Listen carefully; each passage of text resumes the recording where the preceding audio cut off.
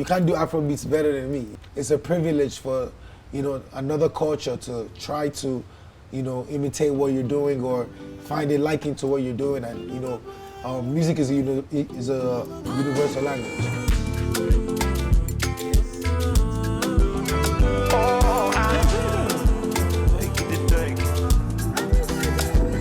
I want to confess. So when I was thinking of a title for the album, my brother was like, "Oh, let's use 5." And then, funny enough, everywhere I was going, I was seeing the number 5, 5, 5, 5 everywhere.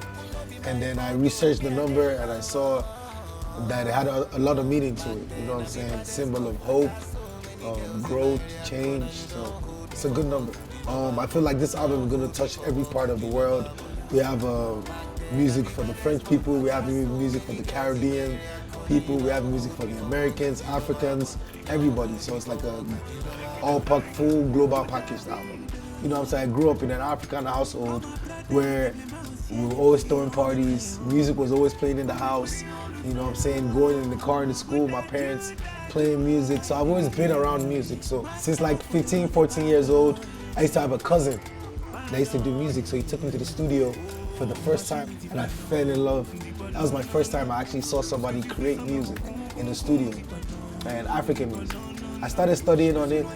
By 16, I was mixing and mastering my own music. Obviously, I had other inspirations, The Banj, Two-Face DBR, P-Square, people that were big, huge legends, that were killing the game at the time, were inspiring us, to do big things. So, African music has changed the narrative of how Africans are looked around the world. Before 10 years ago, if you ask, well, what do you think about being African? Or what do you like about Africa? They'll tell you something else. They may say scam or bad government or this.